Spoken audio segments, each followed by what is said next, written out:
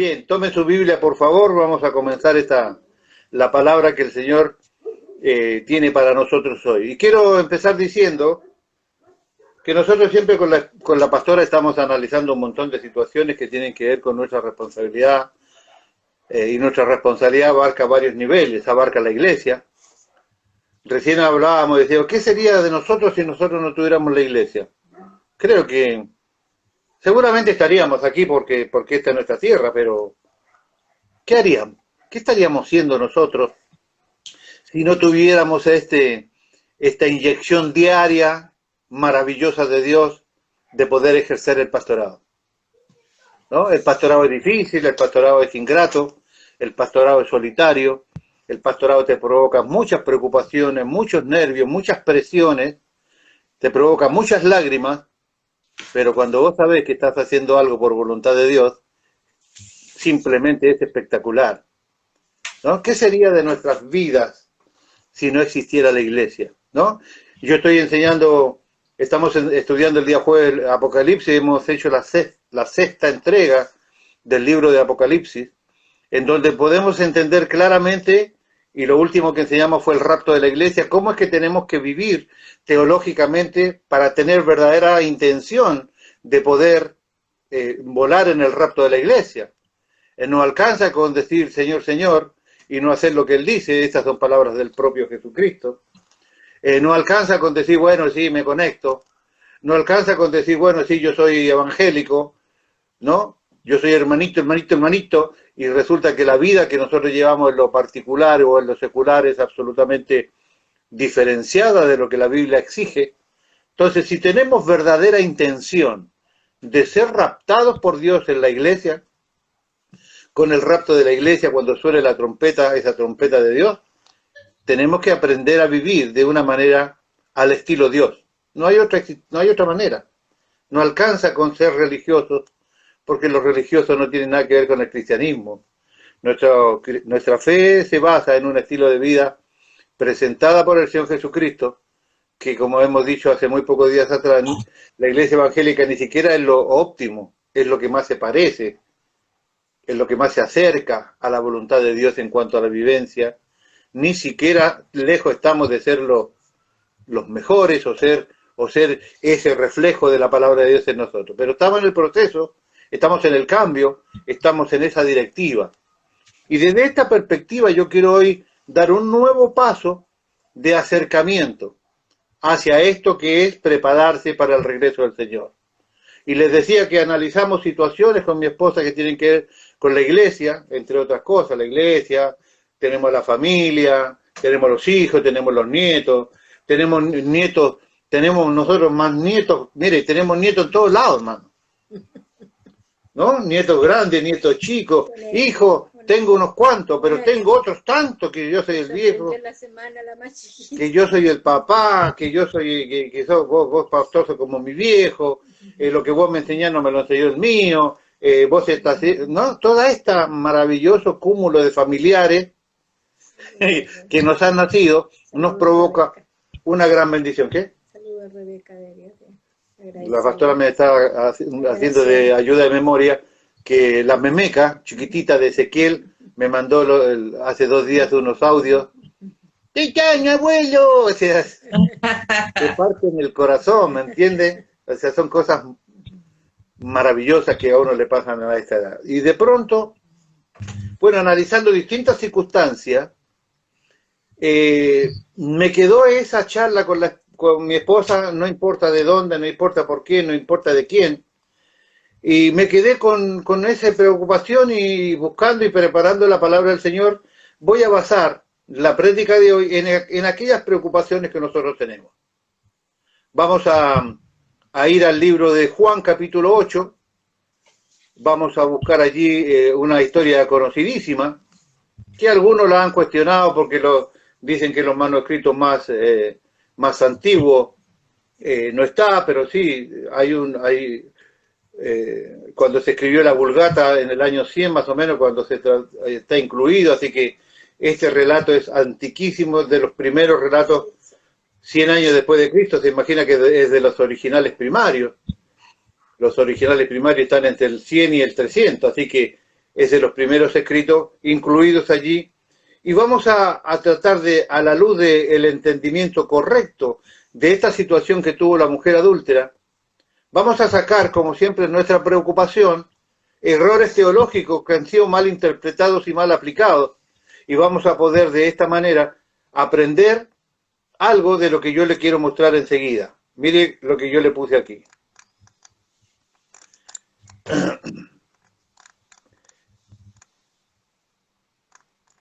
Acá está. La pregunta es esta. ¿Cómo debemos tratar nosotros como cristianos las conductas pecaminosas de nuestros semejantes? Repito, ¿cómo debemos tratar nosotros como cristianos las conductas pecaminosas de nuestros semejantes? Cuando digo semejantes, y no digo hermanos, porque no tenemos que tener solamente una visión dentro de que cómo yo vivo, acepto, analizo el pecado de mi hermano como hermano de la fe, sino de cualquier semejante. Ahora le voy a decir por qué hago ese comentario. La segunda, la situación de la mujer adúltera nos da la posibilidad de aprender como cristianos cómo debemos enfrentar el pecado de los demás, asegurando, como a veces aseguramos, de que los pecados de los otros me afectan a mí. ¿Te afecta realmente el pecado del otro? Aclaro, te puede afectar emocionalmente. Te puede afectar te puede dar un golpe un golpe mental en el sentido de que hoy no me lo esperaba, hoy no me imaginé nunca, pero de ahí en más, ¿te afecta todo el pecado de otro? ¿Por qué la gente siente tanto el golpe de la falta del otro? ¿No será que al sentir ese golpe es que tenemos un problema nosotros mismos en función de la observación de la conducta de los demás? Porque yo conozco al Señor hace 43 años. Desde púlpitos mal utilizados, como alguna vez Mauricio decía, que cuando yo nací en la iglesia evangélica había unos diáconos que predicaban, cuñados del pastor de la iglesia, y que se ofendían terriblemente conmigo porque yo no decía amén a todas las cosas que predicaban. Y Josué pasó por el Jordán y sacó 12 piedras allí que fueron el testimonio, y una piedra el adulterio, otra piedra es la fornicación y otra piedra es el chisme. ¿Cómo voy a decir amén a semejante burrada? Perdónenme la expresión. Porque no se puede hacer un altar para Jehová, de testimonio para Jehová, con piedras que identifican el pecado, la maldad y la inmundicia del ser humano. Nadie con dos décimas de conocimiento bíblico puede, y sin embargo, ese señor era un concubino con otra señora, diácono de la iglesia, y que me odiaba profundamente porque decía que yo no aceptaba o no aseveraba con mi amén y mi aleluya, gloria, y todo eso, sus prédicas, pero es que yo no podía. Desde el principio de mi fe, hasta ver cosas tremendas a lo largo de la iglesia, haber vivido cosas tremendas a lo largo de la iglesia, y créame que hasta aquí estoy.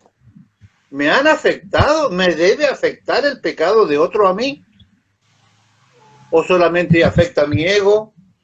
O a lo mejor yo tengo un concepto de que yo tengo algún derecho de medir el pecado de otro. Bueno, eso lo vamos a aprender hoy a través de la luz de la Biblia. ¿Por qué? Porque estamos estudiando para prepararnos para el regreso del Señor.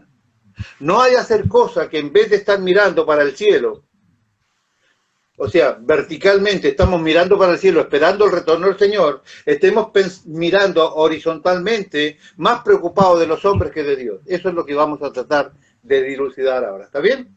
Necesito a la señora Elizabeth ahí, por favor, porque le voy a pedir, y es tan amable, lectura, que busque el libro de Juan, el capítulo 8, versículos del 1 al 11, y quiero que me lea, por favor, la versión 60, que yo sé que usted tiene en su mano.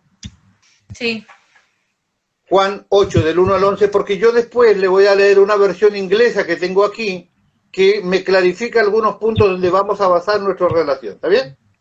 Amén, amén. Leemos como corresponde en el nombre del Señor Jesucristo. Amén. Dice así. Y Jesús se fue al monte de los olivos, y por la mañana volvió al templo, y todo el pueblo vino a él, y sentado él les enseñaba. Entonces los escribas y los fariseos le trajeron una mujer sorprendida en adulterio, y poniéndola en medio, le dijeron, Maestro, esta mujer ha sido sorprendida en el acto mismo de adulterio, y en la ley nos mandó Moisés a apedrear a tales mujeres. ¿Tú, pues, qué dices?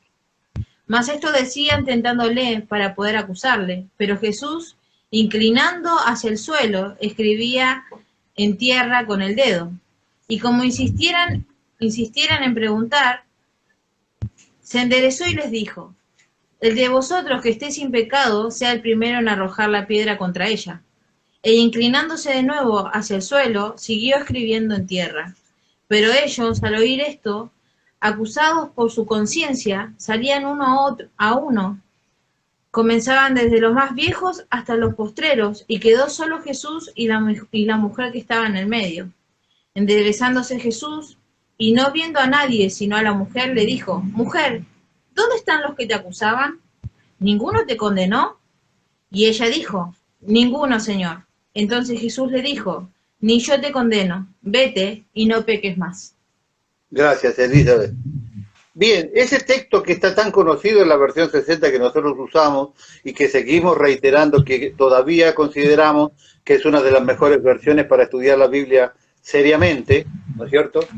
Me gustan algunas versiones más populares, pero las versiones más populares pierden la potencia, pierden la identificación propia de la fuerza del texto original. Voy a leer ahora una versión inglesa, porque tiene mucha similitud, pero hay unas cosas, algunas declaraciones más claras con respecto a lo que usted acaba de leer. Leo en el nombre del Señor, Juan 8, del 1 al 11. Todos se marcharon a sus casas, pero Jesús se fue al monte de los olivos. Por la mañana temprano, otra vez, por la mañana temprano, otra vez en el recinto del templo, y toda la gente se le acercaba. Él se sentó y se puso a enseñarles. Los escribas y los fariseos trajeron a una mujer que había sido sorprendida en el adulterio. La pusieron en medio y le dijeron a Jesús, Maestro, esta mujer ha sido detenida por adulterio, sorprendida en el acto. En la ley de Moisés manda a apedrear a tales mujeres. ¿Qué dices tú a ello? En la realidad le estaban probando al decir aquello para tener algo de qué acusarle. Jesús se inclinó y se puso a escribir en el suelo con el dedo. Como ellos seguían preguntándole, se enderezó y les dijo, que el que de vosotros esté libre de pecado sea el primero que arroje una piedra. Y volviendo a inclinarse y a escribir en el suelo con el dedo. Uno a otro, los que le habían oído se salieron, empezando por los de más edad y acabando por los más jóvenes, hasta que no quedó nadie más que Jesús y todavía la mujer en el medio del lugar donde la pusieron. Jesús se irguió y le dijo a la mujer, Mujer, ¿dónde están? ¿Ninguno te ha condenado? No, Señor, contestó ella. Yo tampoco te voy a sancionar ahora, le dijo él. Así que vete y de ahora en adelante no peques más. Repito el último versículo. Yo tampoco te voy a sancionar ahora, le dijo él. Así que vete y de aquí en más no peques más. Versión inglesa, interesante, que vamos a analizar. ¿Cómo debemos tratar las conductas pecaminosas de nuestros semejantes? Decía yo al principio. La situación de la mujer adúltera nos da la posibilidad de aprender cómo un cristiano debe enfrentar los pecados de los demás, asegurando que claramente, o si puedo asegurar claramente que me afecta a mí. Encontramos aquí tres grupos de personas a las que debemos identificar y tomar postura en alguno de los grupos identificados si aseguramos que el pecado de los otros me afecta a mí. Si el pecado del otro me afecta a mí, yo tengo que, esta es la primera base para analizar el pecado de otro. En el caso de la mujer adúltera, ¿no es cierto? Póngale que a mí me afecta el adulterio de alguien más, entonces yo me pongo y digo, bueno, tengo que ver con visión de Dios esta situación que a mí me está afectando. Y vamos a encontrar en esta parábola 3 grupos de personas.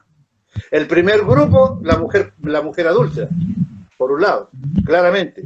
En el segundo grupo, los jueces de la situación, o sea, los acusadores.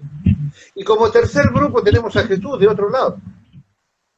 De esos 3 grupos debemos asumir una posición, y cuál debe ser nuestra posición del cristiano para analizar cualquier situación que a usted se le enfrente, en la vida secular o en la vida de iglesia. Hay un embolleré que usted está observando, usted tiene que analizar desde esta perspectiva. A ver, ¿qué es lo que está pasando aquí? ¿Cuáles son los actores participantes de esta situación? Identifica, como acabamos de hacer aquí, la mujer por un lado, los acusadores por otro y Jesús por otro. Y usted, si quiere ser partícipe y si a usted le afecta esta situación, usted tiene que tomar partido con alguna de las posiciones. Porque el único que no toma partido con esta disposición de estos 3 elementos que observamos aquí, la mujer, los acusadores y Jesús, el único que no toma partido es el juez. En un juicio está allí el juez en el medio, está el acusado, está el abogado defensor y está el fiscal. El único que no participa del alegato, el único que no tiene participación interna de la cuestión, es el que da el veredicto final. ¿Está bien? Observe eso, por favor. Antes de que cada uno de nosotros tome algún partido en estos 3, vamos a identificar dentro del movimiento de esta enseñanza cuáles son cómo es que participamos nosotros de esto. Y créame que hoy le voy a sacar una mochila del lomo grandísima a mucha gente. Los escribas y los fariseos se habían lanzado a buscar alguna acusación para desacreditar a Jesús. Esto lo hicieron por todo el ministerio que Jesús tuvo en la tierra, este ministerio evangelístico que el Señor tuvo. Y creían que podrían colocarlo entre la espada y la pared con esta situación que se encontró con esta mujer. Cuando surgía una cuestión legal, en el tiempo bíblico, la costumbre era presentarle los problemas graves a los rabinos para que ellos decidieran. Así que los escribas y los fariseos le trajeron a Jesús a una mujer que había sido sorprendida en pleno acto del adulterio. Jesús era un maestro reconocido y respetado en este momento, ¿no es cierto? Desde el punto de vista de la ley judía, el adulterio era uno de los más graves delitos que se podía cometer. Los rabinos tenían un dicho: un judío tiene que morir antes de cometer idolatría, asesinato o adulterio. Claro, era un dicho porque si hay una característica del pueblo hebreo en la antigüedad que son idólatras, ¿no es cierto? Asesinos mataron al Mesías, o sea, ¿me va entendiendo? O sea, era simplemente para ellos un dicho de alguien que tiene mucho orgullo por su raza, nada más que eso. Porque los rabinos decían así: un judío tiene que morir antes de cometer idolatría, asesinato o adulterio, y se habían mandado la peor muerte que podían haber hecho con alguien matando al Señor. El adulterio era pues uno de los 3 pecados más graves que ellos consideraban y se castigaba con la pena de muerte. Aunque había alguna diferencia en cuanto a la manera de ejecutarla, y hoy vengo un poco sangriento. Le voy a mostrar cómo mataban algunos a los adúlteros en aquel tiempo. ¿Le parece bien? Vamos. El Levítico capítulo 20, versículo 10, establece así: si un hombre cometiere adulterio con la mujer de su prójimo, el adúltero y la adúltera indefectiblemente serán muertos. Allí, en ese versículo, no se especifica la forma de ejecución, pero en Deuteronomio capítulo 22, versículos 23 y 24, establece el castigo en el caso de una mujer que ya está comprometida. El otro día le mostré que José y María, un año antes de consumar su matrimonio, ya estaban casados. A esto se refiere. Se da cuenta que se va haciendo un común denominador esta enseñanza que nosotros vamos conociendo. En Deuteronomio 22, 23 y 24, establece el castigo de una mujer que ya estaba comprometida. En ese caso, ella y el que la sedujo se traerán fuera de las puertas de la ciudad y los apedrearéis hasta que mueran. O sea, una de las maneras de ejecutar este tipo de pecado era matándolos a piedrada, ¿no es cierto? La Misná, es decir, la ley judía codificada, establece que la pena por adulterio es la estrangulación. Ponga atención, ¿eh? Ay, Dios. La Misná, es decir, la ley judía codificada, establece que la pena por adulterio es la estrangulación, y hasta el método de la estrangulación se detalla.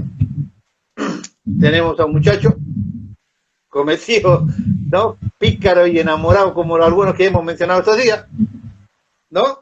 El hombre se meterá en el estiércol hasta la rodilla. Usted sabe que habían casas llamadas muladar, ¿no es cierto?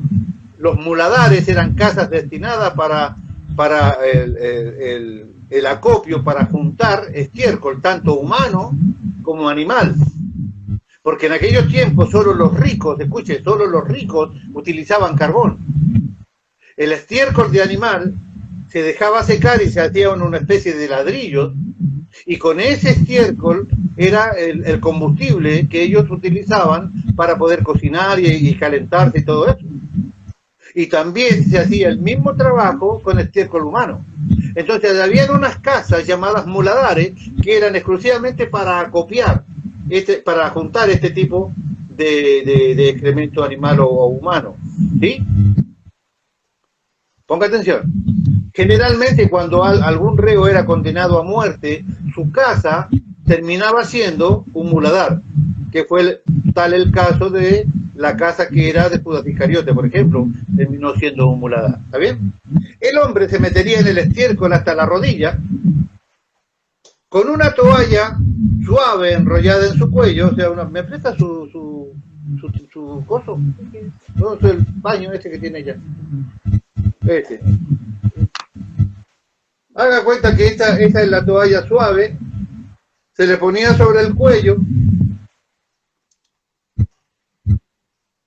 ¿no es cierto? Así, el hombre se metería en el estiércol hasta la rodilla, con una toalla suave enrollada en el cuello, para que no le quede ninguna marca, ya que era un castigo de Dios, el castigo. Entonces, un hombre tirará en este sentido, y otro hombre tirará en este sentido, hasta que el reo muera. Esta era la manera de eliminar a un hombre encontrado en el adulterio. La Misná reitera que en ese caso hay que lapidar a la mujer. ¿Usted sabe lo que es lapidar? Es matar a piedradas a una persona. O sea, el hombre metido en la mugre, metido en el excremento, debía ser ahorcado allí hasta que muera por su adulterio, y la mujer del mismo suceso, o sea, la otra parte del pecado, debía morir a piedrada. Pero el fin del pecador era la muerte. Desde el punto de vista puramente legal, los escribas y los fariseos eran perfectamente correctos. Aquella mujer debía morir a piedrada. O sea, acá no hay secreto, la mujer era culpable. La mujer era culpable. El dilema que se presentaba era meter a Jesús en una situación compleja. Yo estoy totalmente convencido que esto fue una trampa, inclusive para la mujer. Inclusive para la mujer. ¿Cómo usted puede encontrar a alguien en el pleno acto del adulterio si antes no la estuvo vigilando todo el tiempo, siguiéndole y observándole por la ventana, hasta que aquel compadre que después salvan ellos logra engañar a aquella mujer, logra tener ese acto ilegal sexualmente hablando, para encontrarla y sacarla de ahí del pleno acto del adulterio? Ese fue un plan. Y el plan tenía, como bien lo declara la Escritura, la intención no solamente de culpar a esta mujer, que era lo que menos le importaba a la mujer. Lo que le importaba era hacer caer al Señor Jesucristo en una trampa. El dilema, entonces, es que pensaban meter a la mujer, a Jesús en la siguiente dilema. Mire usted los alcances del plan de estos señores. Si decía que la mujer tenía que ser apedreada, habían dos consecuencias rápidamente complejas. La primera de ellas, que Jesús perdería su reputación de piadoso y nunca se le llamaría más amigo de los pecadores. Primera reacción, perdería el crédito de un maestro, predicador de gracia, predicador de perdón, de restaurador de corazones, lo perdería automáticamente. Y la segunda, quizás hasta más complicada todavía, que entraría en conflicto con los romanos, con la ley romana, que prohibía a los judíos dictar y ejecutar sentencia de muerte.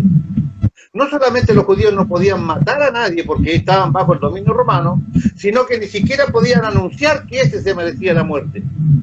Entonces Jesús entraría en conflicto directamente con el poderío romano, producto de esta trampa. Por esta razón es que los líderes religiosos tuvieron que tomar a Jesús y llevarlo a Pilato, que era el poder romano, era a quien ellos tenían acceso en el poder romano para pedir que matara a Jesús, porque los judíos, bajo el dominio de los romanos, no podían ni dictar pena de muerte, ni matar absolutamente a nadie. Entonces, la segunda razón era tremendamente compleja. Jesús empezando un problema con el Imperio Romano. Si decía que había que perdonar a la mujer, dirían inmediatamente que Jesús enseñaba a quebrantar la ley de Moisés y que estaba condonando y hasta fomentando el adulterio. Los escribas y los fariseos creían que Jesús no se les podía escapar de ninguna manera con esta trampa. Estaba acorralado por la ley, acorralado por el Imperio Romano y acorralado por la gente y por los líderes religiosos. Los escribas y fariseos creían que Jesús no les podía escapar de la trampa, pero él les dio vuelta el juicio de tal manera que hizo recaer la acusación contra los acusadores de la siguiente manera. Al principio Jesús estaba inclinado, escribiendo en el suelo con el dedo. ¿Por qué estaba inclinado escribiendo en el suelo con el dedo? Hay 4 posibles razones que a mí me gustaría por lo menos mencionarlas. No tengo tiempo para detenerme en cada una de ellas, pero por lo menos para que tengamos la idea. ¿Por qué Jesús estaba arrodillado allí escribiendo en el piso? La primera de ellas, puede que quisiera sencillamente ganar tiempo y dar una respuesta, y no dar una respuesta precipitada a lo que se le planteaba. Jesús sabía claramente de las consecuencias que tendría una mala actuación de él en cuanto a las 3 cosas que yo le acabo de decir. Jesús sabía que no podía decir que esto se merece la muerte porque iba a encontrar Roma. Sabía que la gente se apartaría de él porque lo acusarían de que no era, se le acabó la misericordia. Y también estaría en contra de la ley de Moisés porque diría que está avalando, incluso aceptando el adulterio, lo cual la ley de Moisés acabamos de ver, que mandaba a que terminara con la pena de muerte. En ese breve momento puede que estuviese pensando la cuestión y presentándosela a Dios como Jesús hacía todas las cosas. En su corazón y en su mente estaba orando a su Padre para que Él le diera la respuesta que Él debía tener. Respeto por Dios por sobre todas las cosas. Dios siempre primero, ¿verdad, hermano? En segundo lugar, aquí hay algo importante que nosotros tenemos que entender. En algunos manuscritos más antiguos se añade algo interesantísimo. Dice este comentario, dice que Jesús actuaba como si no lo hubiese oído. O sea, como que alguien habla y no le toma asunto, no tiene ninguna preocupación por lo que él está haciendo. Puede que Jesús obligara deliberadamente a los escribas y fariseos a repetir la acusación para que se dieran cuenta del sadismo que encerraba su propia palabra y su propia actitud. O sea, le estaba dando tiempo a ellos mismos que recapacitaran de lo que estaban por hacer. Tercero, importante esto.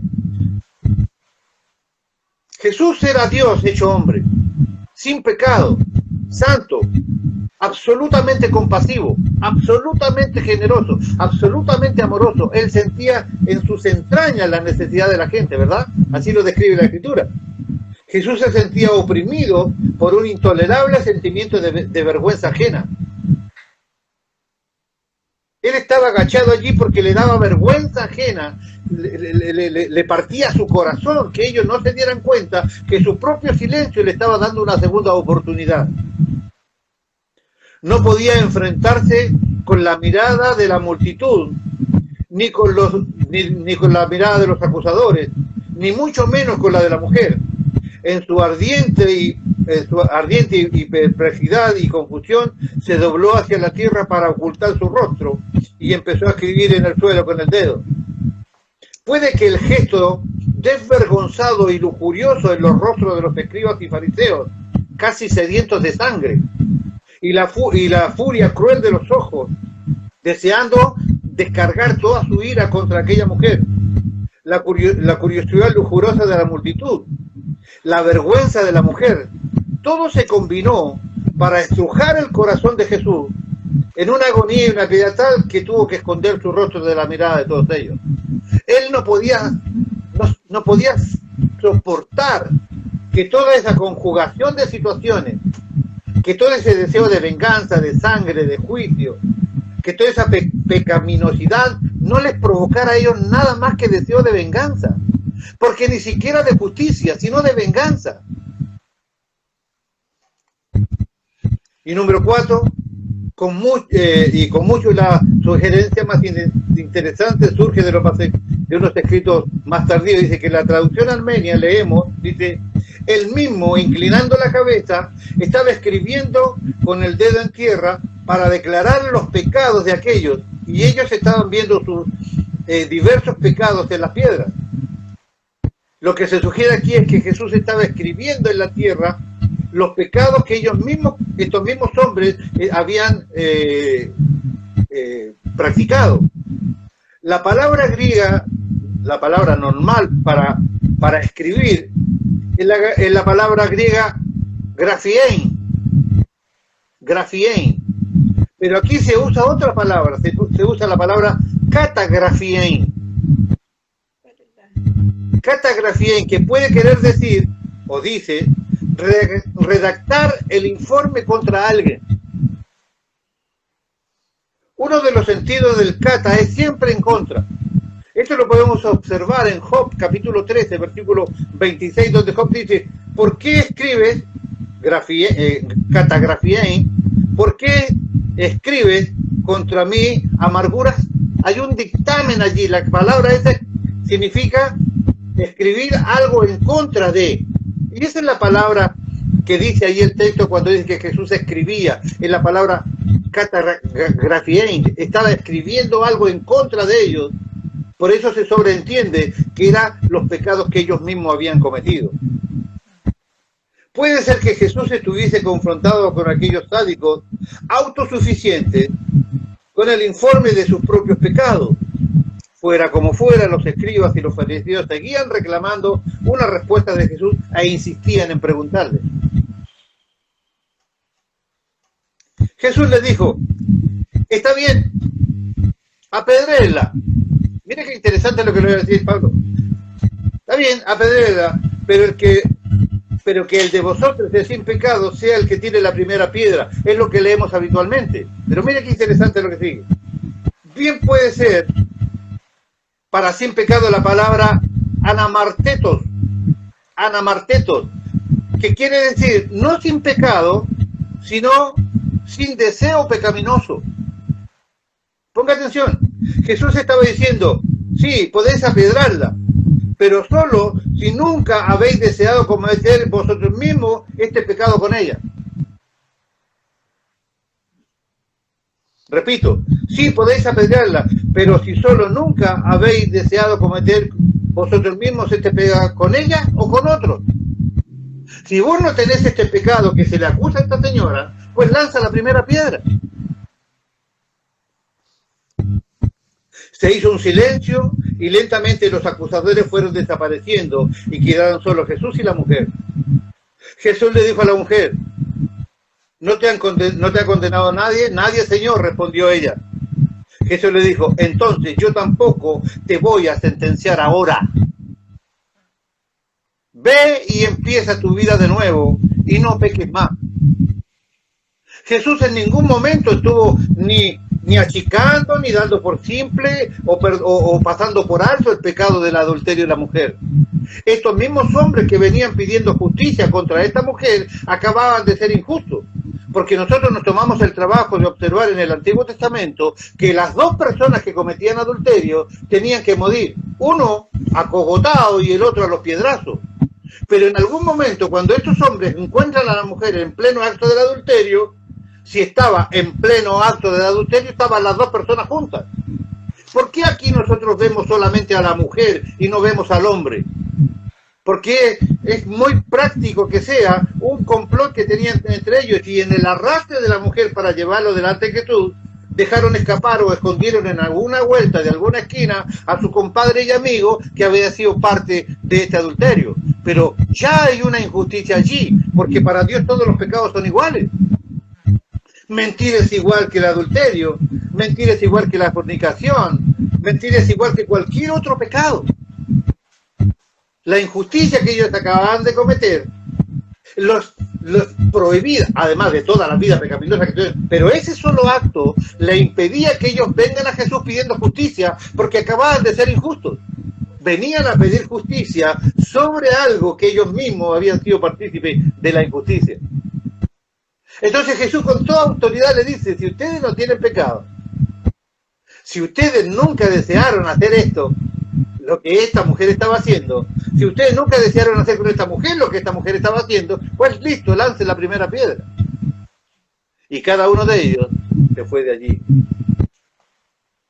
Encontramos aquí tres grupos de personas que hemos identificado: la mujer, los acusadores y Jesús. Y debemos tomar postura con algunos de estos grupos identificados, y seguramente cambiaremos o tendremos una visión con respecto a lo que nosotros tenemos que hacer como cristianos, porque pertenecemos a un mundo caído. Todo el mundo comete pecado. Todo el mundo comete pecado. Empecemos por los de afuera. Nosotros vemos los pecados del mundo. Nosotros vemos a aquellas personas que están reclamando y siguen reclamando para que se legalice el aborto, por ejemplo. Seguimos reclamando y seguimos reclamando de que por qué tanta aceptación del matrimonio igualitario. Seguimos reclamando contra estas cosas, pero seguimos viendo que es una tendencia mundial porque está escrito que es así. ¿No es cierto? Ahora, tenemos que tener una visión y tenemos que tener un tratamiento para con ellos. Cuando vemos pecados más cercanos a los nuestros dentro de las iglesias, ¿cuál es nuestra postura? ¿Cómo debemos enfrentar este pecado? ¿Para qué? Para que no nos lastime, porque no es otra la idea. La idea es aprender a convivir en el medio de una iglesia en donde Cristo juntó una iglesia para que vayamos allí todos aquellos que tenemos pecados, todos aquellos que tenemos cosas que sanar, todos aquellos que tenemos cosas que cambiar. Para eso es la iglesia. Jesús dijo: yo no he venido a buscar sanos, sino a buscar enfermos, porque el enfermo es el que tiene necesidad de médico, el sano no tiene necesidad de doctor, dijo él. Entonces, vivimos en el medio de un grupo de personas a quienes consideramos nuestras familias, por lo menos hablo por Jesús, Rey de Gloria, consideramos nuestra propia gente, nuestra propia familia. ¿Cómo hacemos nosotros para poder vivir con ellos sin caer en pecado, producto de otros pecados? Si le interesa esta historia, me tendría que dar 10 minutos más, y se lo cuento después del corte que necesitamos hacer. Muy bien, Dios le bendiga y lo espero. 10 minutos, regáleme 10 minutos más. Hoy es Domingo de Dios. Bendición. Bien, podemos ir recordando que, bueno, hemos tratado de dar una visión de las costumbres antiguas, ¿no es cierto? No sé si usted se percató de las costumbres antiguas sobre un determinado problema, que en este caso el adulterio. Estamos utilizando este texto que identifica a la mujer, pero creo que las pautas que vienen son las que debemos enfrentar en cualquier circunstancia que nosotros podamos observar. ¿Cuál es el meollo de esto? ¿Cuál es la salvedad de esto? Dos cosas importantes. La primera de ellas es que nosotros no debemos sufrir ni quedar cargados con pecados de otros. Pues los pecados son de otros, no son nuestros. ¿No es cierto? Y segundo, si cuando se trata del mundo, condenar a alguien ya condenado, porque el mundo está condenado. Condenar a alguien que está condenado es como restarle posibilidad de redención. O sea, si los condenamos, no perdemos esa posibilidad de restauración, que es la función que nosotros tenemos, ¿verdad? Y en el caso de la iglesia, la idea de esto es que podamos con madurez, mire, pecados vamos a ver a nuestro alrededor y en nuestra propia vida, seamos totalmente honestos, hasta el día que Cristo venga por nosotros. Hasta el día que suene esa gloriosa trompeta que tanto esperamos, vamos a vivir rodeados de ver equivocaciones, errores, mayores o menores, pero vamos a ver toda la vida errores a nuestro alrededor. Propios hijos nuestros en pecado, nosotros mismos resbalando, nosotros mismos equivocándonos, creyendo que esto está bien y en realidad cuando lo hicimos nos dio el resultado que esperábamos. Toda la vida vamos a estar rodeados de esto. Y el preparativo para ir con la iglesia de Cristo al cielo es que debemos vivir despojados de todo peso que nos pueda causar dolor. Este es el meollo, para allá vamos direccionados con esto, ¿está bien? Amén, amén. Bien, decía, encontramos aquí 3 grupos de personas que hemos ya identificado al principio, y nosotros deberíamos, como personas racionales, tomar postura con alguno de ellos, de estos tres grupos. El primer grupo es la mujer adúltera. Evidentemente tenemos que tratar de no ser los adúlteros, ¿no es cierto? No podemos participar de este primer grupo, o sea, el adulterio te lleva al infierno, ¿no? Hablaba recién con la pastora y decía, claro, en Oriente muchas de estas costumbres siguen vigentes. Claro, para nosotros las costumbres son diferentes, pero el resultado del problema es el mismo. Si alguien muere en adulterio, esa persona muere. ¿Muere dónde? En el infierno. ¿Me va entendiendo? Entonces, ser partícipe del primer grupo no es válido para nosotros, porque nosotros somos conocedores de la palabra de Dios. Dice que la palabra que tenemos que escapar de este tipo de pecado y no podemos ser partícipes de esto. O sea que el primer grupo queda absolutamente descartado. Y el segundo grupo, los jueces y los jueces de la situación, tampoco podemos ser parte de los jueces, porque la palabra de Dios dice que no existe absolutamente nadie capacitado para juzgar a otro. ¿No es cierto? Romanos capítulo 4, si no me falla la memoria, versículo 14, o al revés, 14:4, dice claramente, ¿por qué juzgas a mi siervo estando su señor en pie? Nadie debe juzgar al otro porque no estamos en condiciones de juzgar al otro. Porque nos pasaría como le pasó a este grupo de hombres, que cuando usted pide justicia o cuando usted pide que aquella persona sea medida, con esa misma vara seremos medidos nosotros. O sea que tampoco es inteligente entrar en ese grupo de los jueces acusadores. No es bueno porque vamos a salir también trasquilados como los demás. ¿Qué nos queda? El tercer grupo. Y el tercer grupo es Jesús. De estos 3 grupos debemos asumir la posición que nosotros consideramos. Y si somos cristianos, vamos a aceptar a Jesús como única opción. No podemos ser acusadores, menos ser los acusados. No sé si me entiende. El mundo va a tomar otra postura. Al mundo no le cuesta cuestionarnos. Ellos cuestionan y ellos acusan y levantan sus dedos, incluso hasta con las cosas santas. Venimos diciendo hace pocos días atrás de que la gente tiene una descarga absoluta en contra de nuestras vidas como cristianos porque juzgan cosas nuestras que ni a ellos les importa. Vos, ¿cómo le podés llevar el diezmo a la iglesia? ¿Qué te importa vos lo que hago yo con mi plata?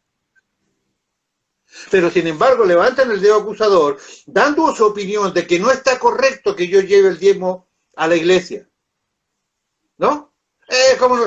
Yo me recuerdo cuando yo todavía no era cristiano y había ahí un hermano que fue el que me dedicó el evangelio a mí, pobre hermano, hoy ya no es hermano, pero pobre hermano, que las cosas que yo le decía, trabajamos en un depósito de hierro.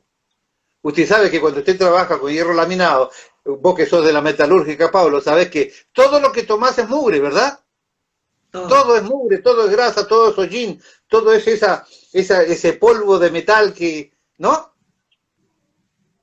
Y vos te tenés que bañar porque se te impregna en toda parte, en todo lugar.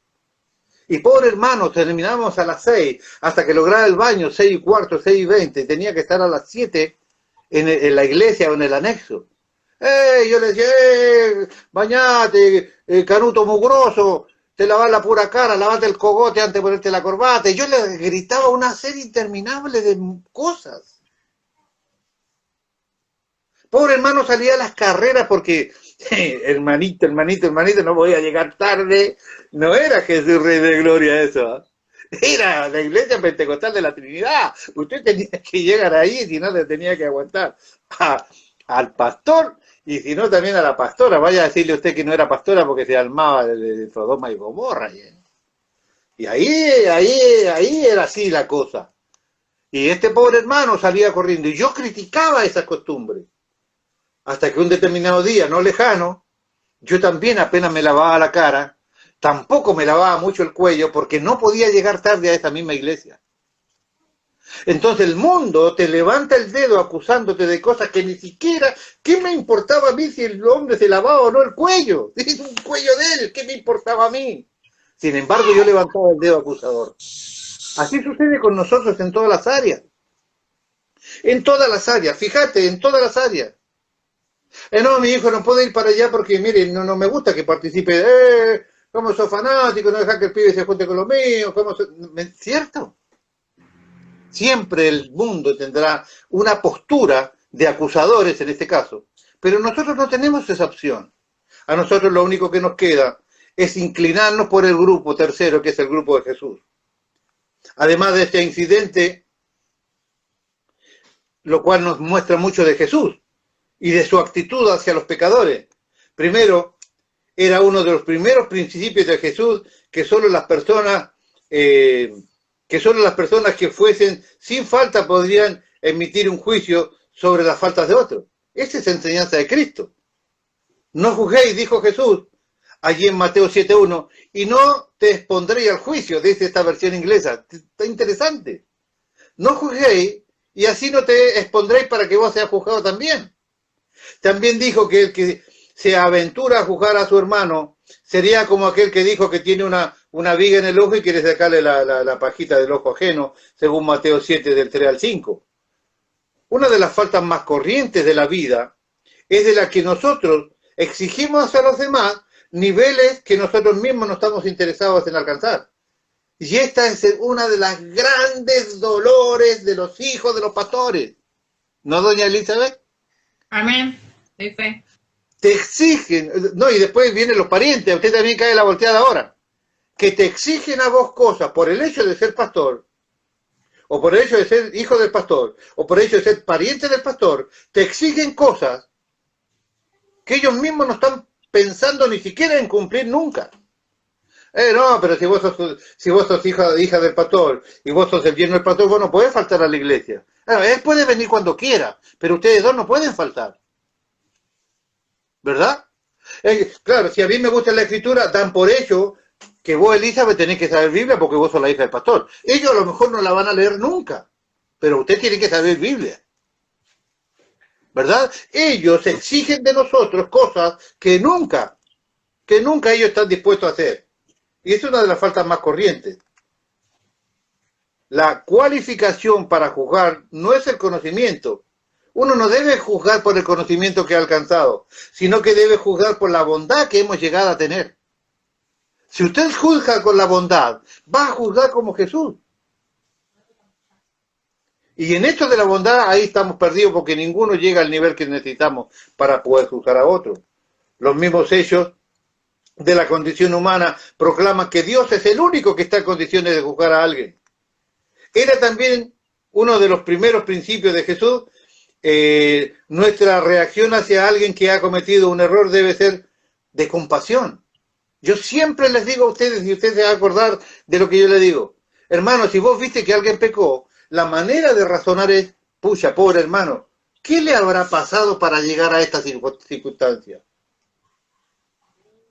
Tratar de ponerse en el lugar del otro, que era lo que Jesús hacía. Pucha, ¿cómo es que llegó hasta esta circunstancia? La engañaron, lo engañó, le vendieron espejitos de colores, luces de colores, la chamullaron, lo chamullaron, le vendieron un buzón, como quiera. Pero tenemos que tratar de ponernos con compasión en lugar del otro. Para eso necesitamos la bondad de Jesús. La única manera de tener Compasión es poder tener bondad. Si no, no hay manera. Pucha, ¿cómo es que mi hermano llegó a meterse en este lío? Entonces ya no va a ser nuestra actitud de decir, loco, mirá lo que hiciste. No, a ver, ¿cómo te ayudo? No lo que hiciste, sino qué hago para ayudarte a salir del embrollo que estás. Esta es la actitud, la segunda actitud de Jesús. Es muy importante que comprendamos exactamente cómo es que Jesús trató con esta mujer, porque hay una mala explicación de los pastores, maestros, evangelistas, apóstoles y diáconos y obispos y todo lo que se titula han tenido una mala interpretación con esto. ¿Qué me interesa a mí aclarar para terminar? Es muy importante que comprendamos exactamente cómo trató Jesús a aquella mujer. Es fácil sacar una impresión totalmente errónea y llegar a la conclusión de que Jesús perdonó con ligereza y facilidad, como si el pecado no tuviese ninguna importancia. La mayoría de las veces lo presentan así en los púlpitos. Sí, ¿tiene alguno, puede tirar piedra? No, ninguno. Bueno, vos ves en paz y no peques más, así como sí, dale, no hay problema. No fue la actitud de Jesús así. Él le dijo, lo que él dijo fue, yo no te voy a condenar hoy. Vete y no peques más. Hoy no declaro juicio contra ti. Hoy te estoy dando una segunda oportunidad. De aquí en más, cambia tu vida. Hoy no te juzgo por esto. De hecho, lo que estaba haciendo no era suspender el juicio y decir, no te preocupes, todo está bien, vos metele nomás. Lo que hizo fue algo así como aplazar la sentencia. Dijo, no voy a dictar una sentencia definitiva ahora. Ve y demuestra que puedes mejorar de aquí en más y no peques más. Eso es lo que Jesús hizo con la mujer. Has pecado, vete, no peques más. Yo te ayudaré todo el tiempo. Cuando llegó al final veremos cómo has vivido. La actitud de Jesús hacia el pecador implica cierto número de cosas. Implicaba, por ejemplo, una segunda oportunidad. Lo que esta mujer tuvo es una segunda oportunidad. Es lo que a nosotros a veces no nos dan una segunda oportunidad. Es que a veces sin darnos cuenta nosotros no le damos una segunda oportunidad. ¿Por qué? Porque nos lastimó lo que hicieron. Porque porque no esperábamos esa actitud, porque no esperábamos esa relación. Por eso vuelvo al principio. ¿Dónde nos afecta? Nos afecta solo en lo emocional. Nos afecta solo lo sentimental. Nos afecta solo el tema de la amistad. Pero en realidad, en términos reales, no me afecta a mí el pecado del otro. Porque cada uno tiene que rascarse con sus propias uñas. Cada uno tendrá este encuentro con el Señor y después al final del camino te darán a ti una visión, un premio, un castigo, a mí una visión, un premio, un castigo. Cada uno de nosotros. Y si yo mañana peco, usted tiene que seguir carrera para adelante. Y si usted mañana peca, yo tengo que seguir carrera para adelante. Porque así funciona esto. Pero el Evangelio es el Evangelio de la segunda oportunidad. El Evangelio es aquella posibilidad que el mundo no nos dio. Cuando te dijeron que sos un inútil toda la vida, venís a Cristo y Cristo te dice, para mí sos importante.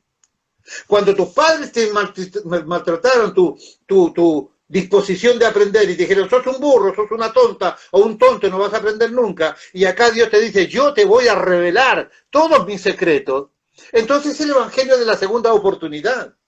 Pero nosotros, como la única opción que nos queda es aceptar este tercer grupo, que es Jesús, tenemos que tratar de enfrentar los problemas de pecado, de conducta y que nos rodean, ¿cómo lo enfrenta Jesús?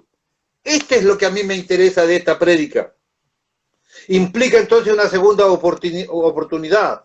En Jesús tenemos el Evangelio de la segunda oportunidad. Paso rápido. La segunda cosa implicaba compasión. La diferencia fundamental en que había entre Jesús y los escribas es que los escribas querían derramar sangre. Los escribas y los fariseos querían apiedrar a la mujer. Yo estoy seguro que hasta ni siquiera sabían cómo se llamaba la mujer. Lo único que a ellos les importaba, y veían a esa mujer como una cosa, lo veían como un instrumento donde yo me puedo afirmar para mayores situaciones próximas. En este caso, acusar y poner en una trampa a Jesús. A ellos no les importaba la mujer. Ellos lo que querían era lanzar sus piedras. Lo que ellos querían es ver morir a alguien. Lo que ellos querían era derramar sangre allí, porque habían encontrado a alguien en pecado. Pero ellos acababan de cometer un pecado al enjuiciar personalmente y al soltar a la otra mitad del pecado. Ellos también deberían ser muertos a piedradas. Sin embargo, esto implica que para poder actuar así tenemos que tener compasión. Cristo tenía compasión. Ellos querían matar, Jesús quería perdonar. Ellos querían eliminar, Jesús quería dar una segunda oportunidad. Tercero, implica un desafío. Jesús se enfrentó a esta mujer con un desafío de una vida sin pecado. Yo no voy a ejercer juicios hoy sobre ti, pero te doy la posibilidad que de aquí en más cambies tu manera de vivir. A ver cómo cuando nos enfrentemos, cuando yo sea el juez y cuando vos seas el que se presente delante, a ver cómo has utilizado y valorado esta segunda oportunidad que te doy. La misma oportunidad que se nos dio a nosotros. Habíamos nosotros nacido y estado muertos en delitos y pecados y Cristo vino y nos dio a nosotros una segunda oportunidad. Él también en algún momento a mí me dijo, yo hoy no voy a dictar sentencia sobre ti para ver cómo vas a seguir viviendo después de esto, porque de aquí en más quiero que te vayas y no peques más. Y cuando llegue el momento rendiré cuenta a mi Dios de haber aprovechado o no este desafío que el Señor le hizo a la mujer encontrada en el adulterio, como me hizo a mí también. Me desafió, te desafío a vivir sin pecado. Te desafío a vivir sin juzgar a los otros. Te desafío a vivir pensando con misericordia, paciencia y decencia sobre los demás. Te desafío a dar vida y no a dar muerte. Te desafío a dar oración y no condenación. Ese es el desafío que Jesús tenía para esta mujer.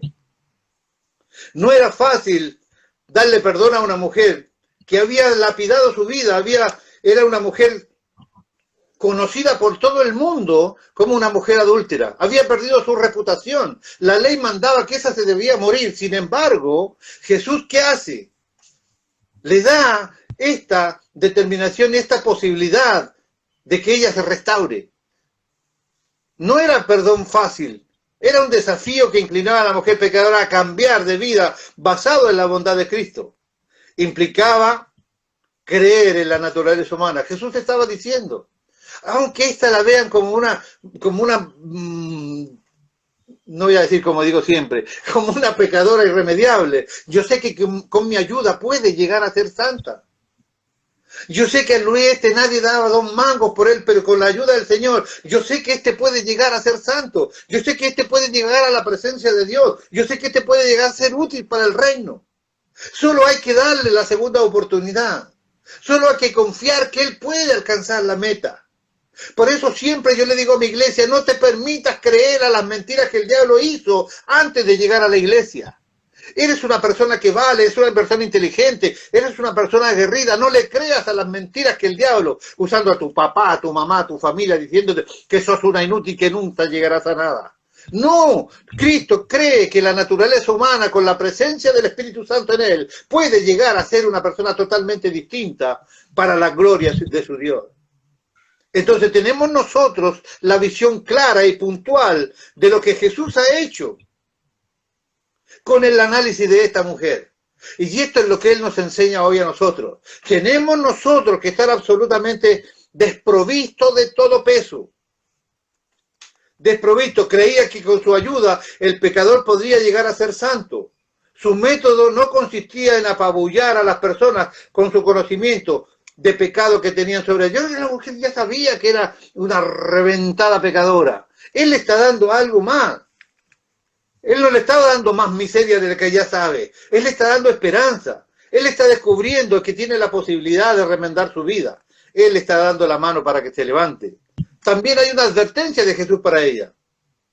Le está diciendo claramente, Jesús te está dando una posibilidad de recoger de aquí en más cómo quieres vivir. Porque si cuando te llegues delante de mi trono sigues siendo la misma mujer adúltera, pagarás el precio de esto y de los otros pecados. Le está dando claramente una posibilidad de vida. Esta historia está inconclusa. Esta historia está inconclusa como lo están todas nuestras vidas porque no sabemos qué sucedió con aquella mujer. No sabemos en realidad si aceptó, hizo valía, se apoderó de aquella visión que Dios tenía sobre su condición. Y a lo mejor cambió. A lo mejor cambió porque el que se cruza con Cristo de verdad tiene que cambiar, pero como es inconcluso porque no sabemos lo que pasó con ella. Pero nuestras vidas también están inconclusas todavía, porque todavía no se termina. Hasta ahora hemos sido fieles, hasta ahora hemos recibido ayuda de Dios, pero ¿quién de nosotros puede asegurar que estaremos así para siempre?